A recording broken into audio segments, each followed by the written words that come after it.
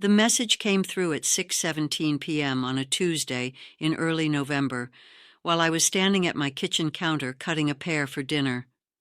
"Hey, Mom, just wanted to let you know. We're doing a very small Christmas this year, just the four of us. Laya and Brennan really need a quieter holiday after everything going on with school and Whitney's work schedule. Hope you understand. Love you." I placed the paring knife on the counter. I read the message once, then again, then one more time. Just the four of us. There were four of them, naturally. My son Roman, his wife Whitney, my granddaughter Leia, 14, and my grandson Brennan, 11. And then there was me. For 9 straight years, I had been the 5th person at their Christmas table ever since my husband Asher passed away, and Roman had said something during his grief that I had mistakenly treated like a lifelong arrangement. "Mom, Christmas is at our place now, always. You come here." I had agreed. I had handed over the wreath, the carols, the ham recipe, the linen tablecloth my mother gave me in 1976. For 9 Christmases in a row, I became the woman who arrived at her son's house at 4 p.m. on Christmas Eve, carrying wrapped gifts for every grandchild and a brown paper bag filled with homemade gingerbread for the kitchen. I had also become, for 9 Christmases in a row, the woman who quietly paid for Christmas. Not every expense, not formally, but money inside families is rarely formal. Every year, sometime in early November, Roman would call with a list of things they could really use help with this year. Mom, the list kept growing. First, it was the children's private school holiday recital outfits, then the catering, then new dining room chairs because the old ones looked embarrassing. Then last year, the trip to Whitney's parents' cabin in Colorado for the kids' first real ski Christmas. Mom, we just can't manage it ourselves. Last year, between the ski trip, the catering, and the gifts I wrapped in my own living room, I spent $1,100 on a Christmas gathering I attended for 90 minutes before Whitney's mother arrived, and the seating arrangement moved me to the kitchen island. I laughed. I laughed and laughed. I picked up my phone. I looked again at Roman's text. "Hope you understand." And I did understand. I understood with a clarity that had taken 68 years to build and 9 Christmases to fully reveal itself. The text was not simply informing me that I wasn't invited. The text was a prearranged explanation. Roman was gently establishing in writing that this year was going to be small, so that when he called the next week with requests for recital outfits, catering, or something the kids really needed, I would not feel entitled to attend the very holiday I was helping fund. He wasn't only saying I wasn't invited, he was saying I wasn't invited, and he was about to ask me to contribute anyway. I picked the paring knife back up. I finished slicing the pear. I ate it at my kitchen table beside the window. The slices were perfect. The pear was perfectly ripe, the kind I had been buying from the Saturday market for 22 years. I did not respond to Roman's text. I waited. One of the quiet lessons no one teaches you about growing older is this: the moment you stop responding immediately to manipulation, the manipulation begins revealing itself. Roman called me at 8:14 p.m. that night. I let it go to voicemail. "Mom, hi. Just checking to make sure you saw my text. Listen, about Christmas, I didn't want it to sound wrong. Whitney and I have just been talking, and we think this year we want to keep things really intimate. You know, just us and the kids, give them a calm holiday. But of course, we'd still love to have you over for an early Christmas dinner the week before. How does the 15th sound? Anyway, call me back. There are a couple things I wanted to run by you for the kids this year. Love you." There it was. A couple things I wanted to run by you for the kids this year. The early Christmas dinner on the 15th was the performance of inclusion. The phone call itself was the invoice. I did not call him back. He called again Wednesday at 11:23 a.m. He called again Thursday at 4:48 p.m. He left 2 more voicemails, each sounding slightly more urgent, each wrapping the financial request inside a thicker layer of just checking in. I still did not respond. I sat quietly with the silence and thought about Asher.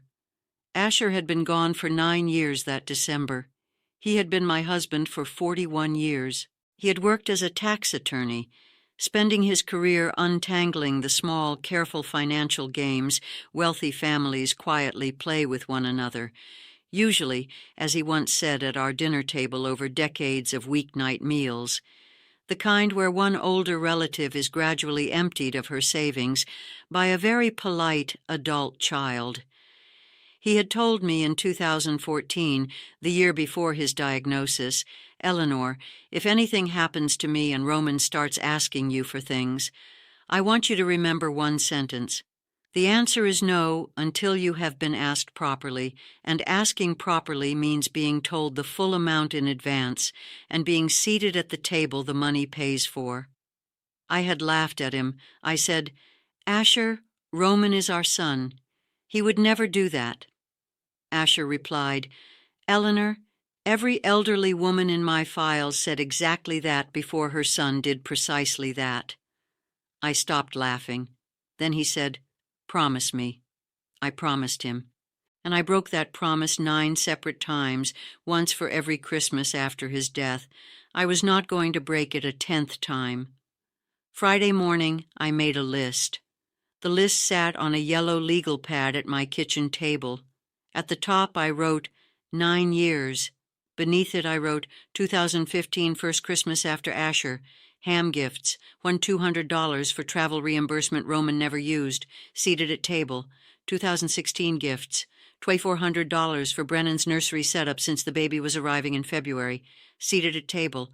2017 gifts. $3,100 for Laya's preschool deposit and Christmas catering. Mom, you'll love the company we're using. Seated at table near kitchen door. 2018 gifts. $4,200 for new dining room chairs. We want them before Whitney's family flies in. Seated at kitchen island for dessert. Whitney's mother seated where I used to sit. 2019 gifts. $4,800 for recital outfits for the school holiday performance. The kids look beautiful. You should see them. I did not see them. The recital happened the day before I arrived. The video was sent to me January 7th. 2020 gifts. $5,200 for Whitney's catering business launch dinner. Technically a Christmas event, but also a soft opening for clients. Seated in the den with the children while clients ate in the dining room. 2021 gifts. $6,500 for the trip Whitney's family planned to Lake Tahoe during the holidays. We'd love to bring the kids, but it's expensive. Mom, could you help? I was not invited to Tahoe. I spent Christmas Eve alone and received a thank you photo on December 28th. 2022 gifts. $8,800 for Brennan's specialist appointments, the children's winter wardrobe, and the holiday open house for Whitney's clients. Seated at a folding table in the corner of the dining room. 2023 gifts, $11,400 for the ski Christmas. Mom, the kid's first real one. Attended 90 minutes. Seated at the kitchen island after Whitney's mother arrived. Ate cheese and crackers. Drove home at 6:30 p.m. I added everything together. 9 years, $46,900 in support. Roughly $14,000 more in gifts. $61,000 I had given my son and his wife, in addition to the holiday itself, for a Christmas that had slowly, steadily moved me over 9 years from the head of the table to the kitchen island to the folding chair in the corner. To this year, the small Christmas I was not invited to at all. I stared at the legal pad for a long time. Then I tore out the page, folded it twice, and placed it inside the brown leather folder Asher had labeled House in his careful handwriting back in 1995, the folder where I kept the deed, the will, the trust documents, and now a single yellow page that served as the receipt for 9 years of becoming smaller. I closed the folder. I made fresh coffee. I sat beside the window. The maple tree outside had turned the deep orange it always became in November. Asher loved that tree. Roman called again Friday afternoon at 5:17 p.m. This time I answered. Hi, sweetheart. Mom. Mom, I'm glad I finally reached you. I've been trying all week to talk about Christmas and a few other things. Yes, sweetheart, I imagine you have. There was a small silence. Mom, are you okay? I am perfectly okay, Roman. Tell me what the other things are. Another pause. He had not expected me to skip the small talk. Small talk was always the runway. Without it, the request had to land immediately. Well, okay. So Whitney and I have been discussing the recital outfits this year. Laya has a solo and Brennan is in the choir, and the school changed the dress requirements. So the kids need new things from this specific store in the city. And Mom, we really can't afford it. It's around $4,000. We were hoping Roman. Yes. Is the recital part of the small Christmas or separate from the small Christmas? A pause. It's separate, Mom. The recital is on the 18th. And am I invited to the recital? A longer silence. Mom, of course you are. Of course. Roman, sweetheart, I'm going to ask you one more time. And this time I'd like you to answer not the way you wish things were, but the way your household is actually arranged. He said nothing. Roman, is Whitney's mother attending the recital? Yes. Will Whitney's mother sit with the family in the reserved section? Yes. How many seats are reserved? A very long silence. 6. 6. Whitney, you, Laya, Brennan, Whitney's mother, and Whitney's father. 6. And me. Mom, there's general admission. It's a large auditorium. You'd still be able to see everything from row 11 or 12. Roman. Yes. I'm not paying $4,000 for recital outfits while watching from row 11. He began to respond. I waited. Mom, this isn't about the seats. Roman, yes, it is exactly about the seats. The recital outfits are the seats. The catering was the seats. The ski trip was the seats. For 9 years you have asked me to pay for seats, and for 9 years you have slowly moved me away from them. This year you skipped the performance entirely and simply informed me I wasn't invited before asking me to help pay for it. I appreciate the efficiency, sweetheart, but the efficiency made something impossible not to notice anymore. I could hear him breathing heavily. Mom, please don't turn this into something bigger than Roman. I'm going to tell you what will happen this year, and I'm only going to say it once. I'm keeping my checkbook closed. There will be no recital outfit money, no catering money, no Christmas open house money. There will be no early Christmas dinner on the 15th. There will be no late Christmas visit on the 27th. There will be no Christmas Eve phone call with the children, though I will answer if either child calls me themselves. Do you understand what I'm saying? A long silence. Mom, you're not coming to Christmas. Roman, I was never invited to Christmas. You explained on Tuesday that Christmas was being kept small. I am simply matching that smallness with my own checkbook. I am the smallness I've apparently always represented to you. I'm only behaving like it for the first time. Mom, yes. What about the kids? The children will receive their Christmas presents exactly as always, mailed directly to them, wrapped carefully with notes inside. They will receive what they have always received. What they will not receive this year is the funding for the holiday itself, which I have quietly provided since their grandfather died. They'll be fine. Roman, children whose parents can discuss spending $4,000 on recital outfits from a special city store can certainly manage a normal Christmas. Mom, we can't. Then have a smaller Christmas, sweetheart. The same kind you've been describing in your text messages all week. He stayed silent for a long moment. Then quietly he said, Mom, I'm sorry. I noticed he said, I'm sorry. I noticed he did not say what he was sorry for. Sorry for what, Roman? Yes, that apology is out of order. Try again, once you can place it correctly. Then I ended the call. I did not hear from Roman for 9 days. On Sunday the 17th, 2 days before the recital, Whitney called me. I had not heard Whitney's voice on the phone since 2019.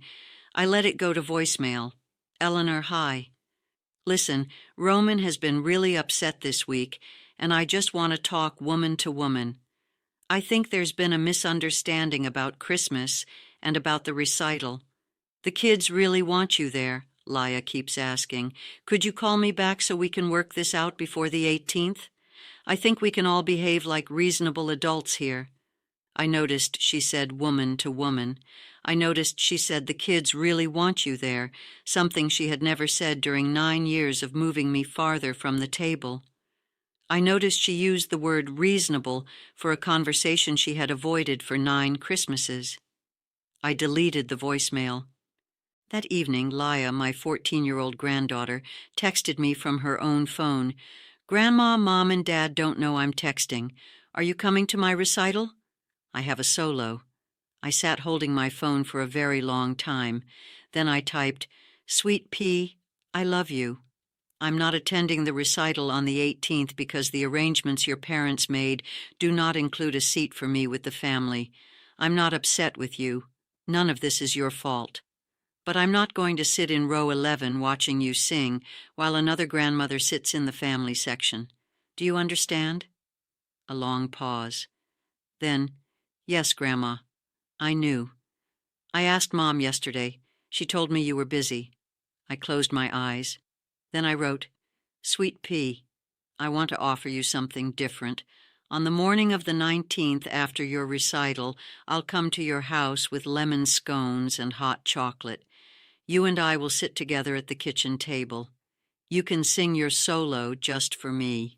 I'll be the only audience. That's the recital I'm attending. Another long pause. Grandma, that would be the best. Then it's a date, Sweet Pea. Grandma, can Brennan join too? Of course he can. Brennan is welcome. Your parents may remain in the house. They are not invited to the kitchen table. The kitchen table belongs to the 3 of us. Is that clear? Yes, Grandma, crystal clear.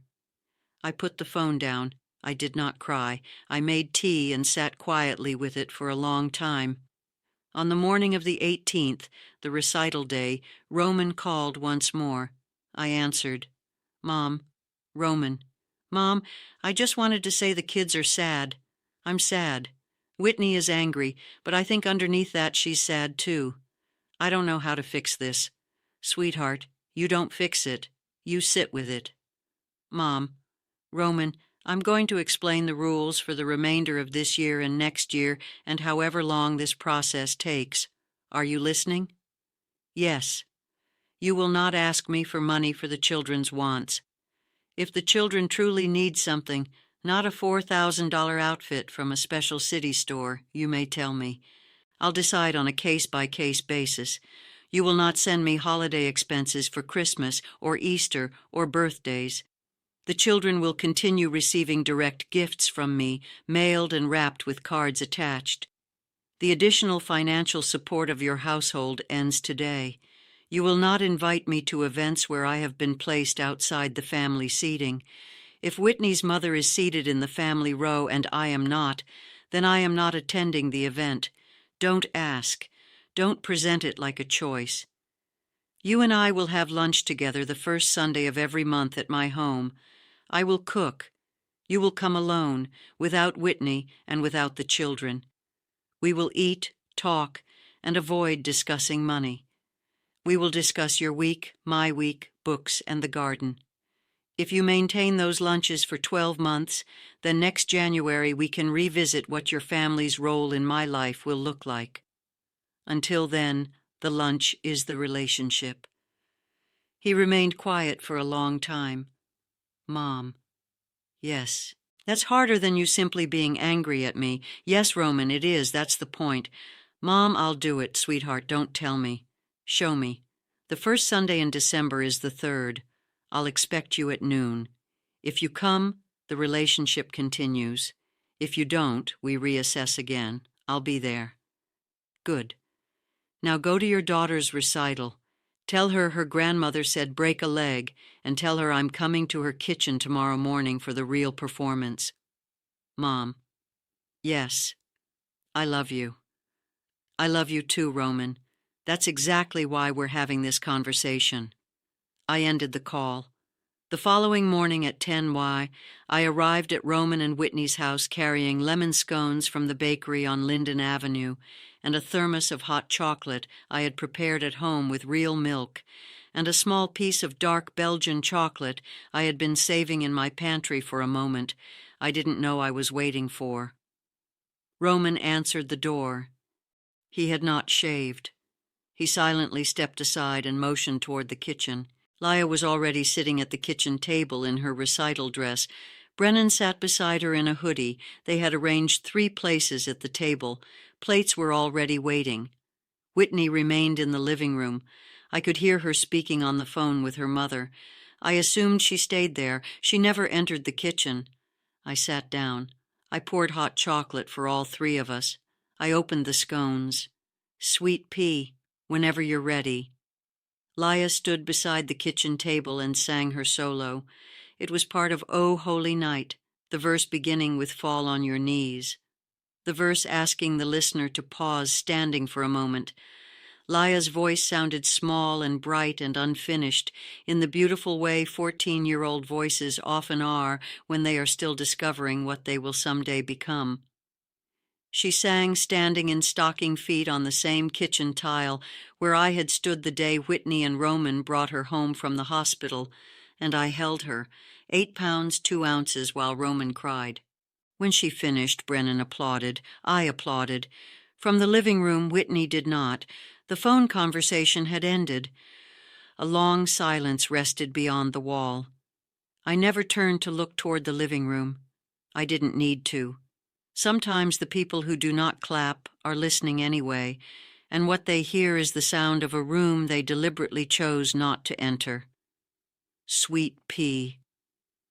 That was the finest recital performance I have ever attended. She smiled brightly. We ate scones. We drank hot chocolate. Brennan told me about a video game. Leah told me about a boy at school who intentionally wore mismatched socks. We did not discuss Christmas. We did not discuss money. We did not discuss the auditorium. At 11:14, I stood up. Sweet pea, Brennan, I'm heading home now. I'll see both of you on Christmas morning if your parents allow it. And if they don't, I'll see you whenever they do. You both know my address. You both have my phone number. The door to my home is always open to either of you on your own terms and in your own time. You never need permission to call your grandmother. They nodded. Leah hugged me at the door. Brennan hugged me harder than I expected. As I walked out, Roman accompanied me to the car. He stayed silent the entire way down the driveway. At the car door, he finally said, Mom. Yes. Sunday, December 3rd. Noon. Yes, sweetheart, I'll be there. I'll believe it on December 3rd, Roman. Not before. He nodded. He stepped back. I got into the car and drove home. I did not have a small Christmas. I did not have a large Christmas. I had no Christmas at all, at least not the kind I had been performing for 9 years. On December 24th, I cooked a small roast chicken in my own kitchen. I drank a single glass of Asher's Old Burgundy from a bottle he purchased in 2012, one I had saved for an occasion I had never known how to name. I ate the chicken at my kitchen table in the chair where I had sat alone for 9 December 24ths, in a house where, for the first time in 9 years, I was no longer pretending to be somebody else's Christmas decoration. Christmas morning, I called Leah because she had wanted me to. I had told her only if your parents allow it. At the last minute, Whitney allowed it. Leah told me about her stocking. I told her about my chicken. She laughed and said, Grandma, you ate chicken on Christmas? I said, Sweet pea, I ate a chicken I chose in a chair I chose with a glass of wine I chose. That is the Christmas I've been wanting for 9 years. I'm sorry it took me this long to realize it. She stayed quiet for a moment. Then she said, Grandma, I think I understand. Sweet pea, I know you do. You're the only person in that house who already understands. That's why I listen to you sing in kitchens. She laughed. We talked another 30 minutes, then she had to go because Whitney's mother had arrived. We ended the call. That evening, I sat at my kitchen table with the notebook I had begun the morning Roman texted me about the small Christmas, and I wrote one line. He said we were keeping it small this year. So I closed my checkbook, kept my kitchen open to my grandchildren, and discovered for the first time in 9 years what my own Christmas Day actually tasted like. Then I closed the notebook, drank the remainder of Asher's Burgundy, and slept the way a woman sleeps when she has finally stopped purchasing her way into a holiday where she no longer belonged, and instead began, at 68 years old, in her own kitchen, in her own chair, with a chicken she personally chose, finally having the Christmas her late husband always believed she deserved,